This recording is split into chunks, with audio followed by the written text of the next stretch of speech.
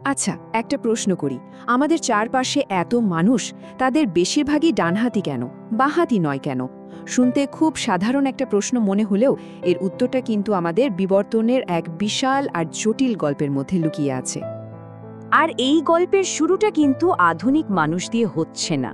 না, এর জন্য আমাদের পিছিয়ে যেতে হবে অনেক অনেক বছর।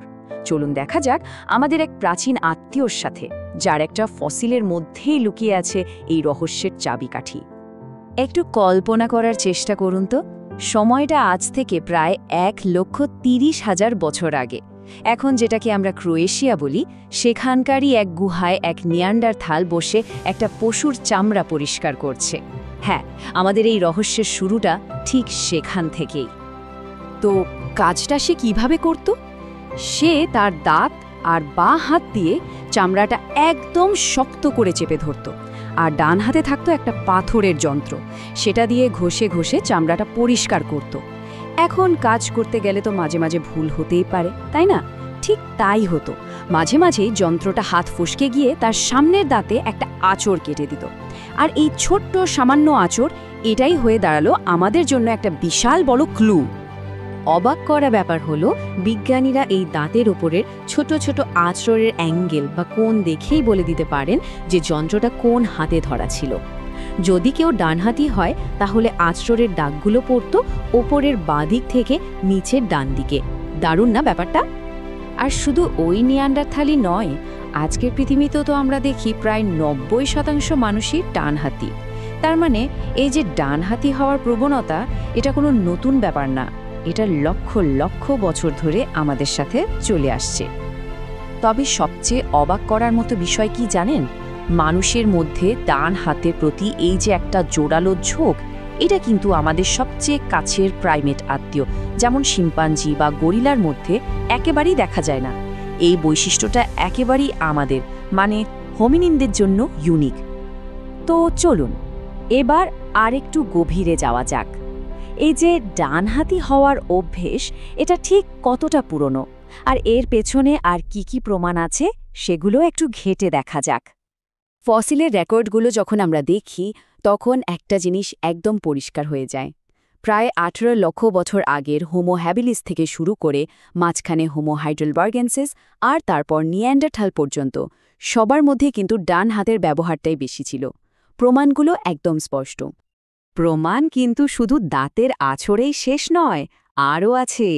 যেমন আমাদের যে হাতটা বেশি ব্যবহার হয়, সেই হাতের হাড় সাধারণত একটু বেশি মোটা আর শক্তিশালী হয়, আর প্রাচীন জীবাশ্মে এটাই দেখা গেছে।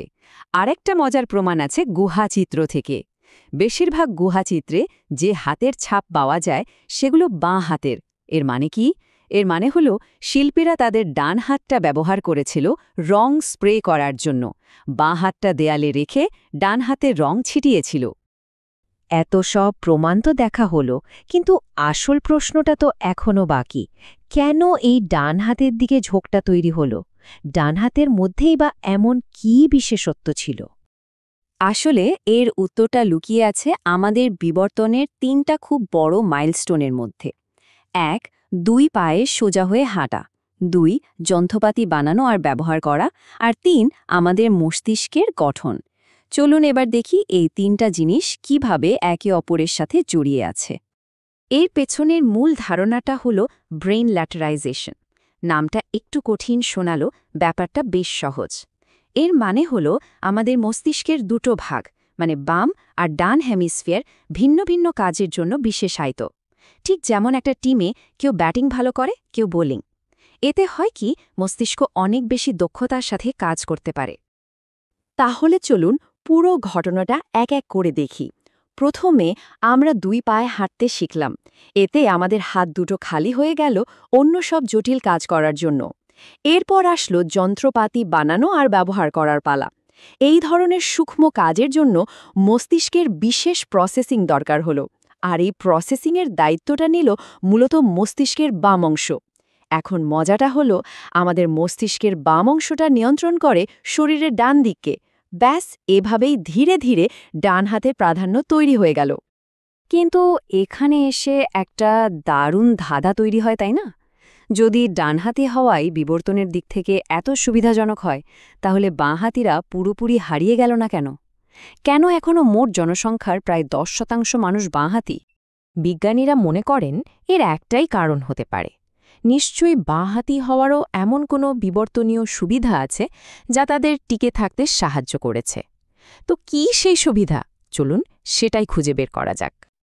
এই প্রশ্নের উত্তর দিতে গিয়েই সামনে আসে ফাইটিং হাইপোথিসিস বা লড়াইয়ের তত্ত্ব। এটা খুব ইন্টারেস্টিং একটা ধারণা। যেমন ধরুন 2019 সালের একটা গবেষণায় দেখা গেছে যে বক্সিং বা মিক্সড মার্শাল আর্টসের মতো লড়াইতে বাঁহাতি ফাইটাররা ডানহাতিদের চেয়ে উল্লেখযোগ্যভাবে বেশি জেতেন। এর পেছনের মূল কারণটা কি? কারণটা হলো এলিমেন্ট অফ সারপ্রাইজ বা চমক। ভাবুন, একটা পৃথিবীতে যেখানে 90% মানুষই ডানহাতি, সেখানে সবাই ডানহাতি প্রতিপক্ষের সাথেই লড়তে অভ্যস্ত। হঠাৎ যখন একজন বাঁহাতি সামনে আসে, তার আক্রমণের অ্যাঙ্গেল, তার স্টাইল সবকিছুই একদম অন্যরকম হয়। এই অপ্রত্যাশিত আক্রমণই তাকে একটা বড় সুবিধা এনে দেয়। তবে হ্যাঁ, এই সুবিধাটা কিন্তু সব ক্ষেত্রে কাজ করে না। এটা শুধুমাত্র সেই সব খেলা বা পরিস্থিতিতেই কাজে দেয় যেখানে সরাসরি একে অপরের মুখোমুখি হতে হয়, যেমন বক্সিং বা ফেন্সিং। কিন্তু ডার্টস বা বোলিংয়ের মতো খেলায়, যেখানে প্রতিপক্ষের সাথে সরাসরি কোনো সংঘর্ষ নেই, সেখানে বাঁহাতি হওয়ার এই বিশেষ সুবিধাটাও আর থাকে না। আর সবচেয়ে গুরুত্বপূর্ণ ব্যাপারটা হলো, এই সুবিধাটা কিন্তু ততক্ষণই থাকবে যতক্ষণ বাঁহাতিরা সংখ্যালঘু থাকবে। মানে এটাই হলো সংখ্যালঘুদের খেলা। যদি কোনো কারণে বাঁহাতিদের সংখ্যা অনেক বেড়ে যায়, ধরুন জনসংখ্যার অর্ধেক হয়ে গেল, তখন তো আর তাদের আক্রমণ অপ্রত্যাশিত থাকবে না, তাই না? তখন এই বাড়তি সুবিধাটাও হারিয়ে যাবে।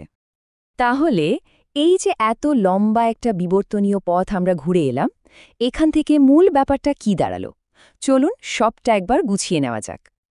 মূল কথা হল, ডানহাতি হওয়াটা একটা প্রাচীন বৈশিষ্ট্য যা আমাদের দুই পায়ে হাঁটা, যন্ত্রপাতি ব্যবহার আর মস্তিষ্কের বিশেষ গঠনের সাথে ওতপ্রোতভাবে জড়িত। মস্তিষ্কের বাম অংশটা সূক্ষ্ম কাজের জন্য বিশেষায়িত হয়ে যাওয়ায় ডান হাতের ব্যবহার বেড়ে গেছে। অন্যদিকে বাঁহাতিরা টিকে আছে লড়াইয়ের ময়দানে তাদের একটা বিশেষ সুবিধার জন্য, যাকে আমরা ফাইটিং হাইপোথিসিস বলছি। তো এটা আসলে একই সাথে বিশেষত্ব আর বৈচিত্র্যের এক দারুণ গল্প। আর সব শেষে এই পুরো গল্পটা আমাদের একটা কথাই মনে করিয়ে দেয়, প্রজাতি হিসাবে আমরা কতটা বৈচিত্র্যময়। মানুষ হওয়ার কোনো একটা বাধা ধরা বা সঠিক উপায় আসলে নেই। ডানহাতি বা বাঁহাতি সবই আমাদের এই অসাধারণ বৈচিত্র্যেরই একটা অংশ।